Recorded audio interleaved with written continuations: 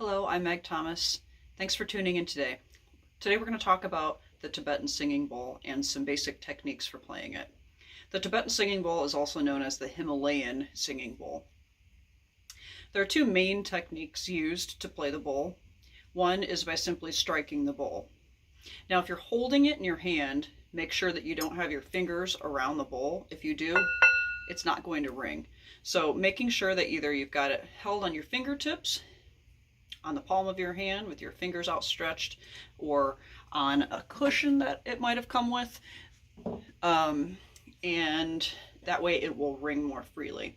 So one way is just simply by striking it. Now you can use, there's a few different mallets that you can use, and you kind of want to have a mallet that usually they're sold with the bowl, but you want to make sure that you have a mallet that's appropriately sized for your bowl. So you've got these wooden mallets that usually have felt or leather wrapped around the end.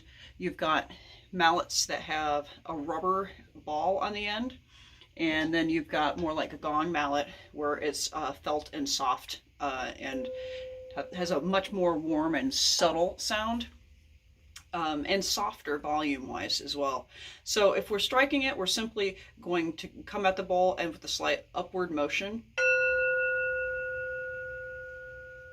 The other technique that you can use is taking your mallet and rubbing it around the rim of the bowl.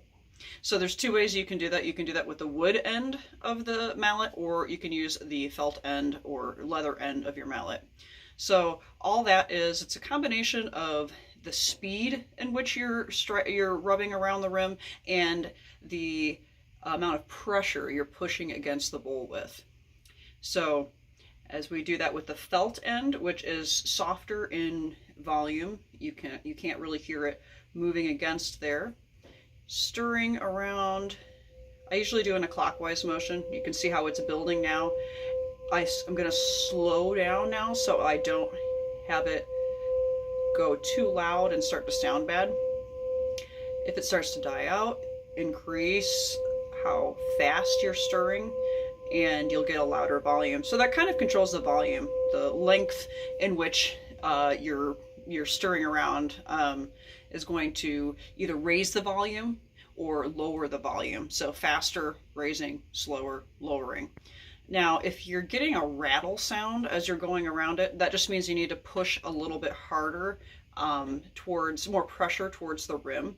It vibrates along there if there's not enough pressure and kind of gets that rattling sound. Now you can use the wood end as well. And this side is oftentimes a little easier to get it going. You can hear it's already starting. Now you can, on some of these, you can hear a little bit of the friction between the wood and the metal, and that isn't always desirable. So just a couple options with that. Now there's a lot of different size bowls that you can have too. That's a smaller one.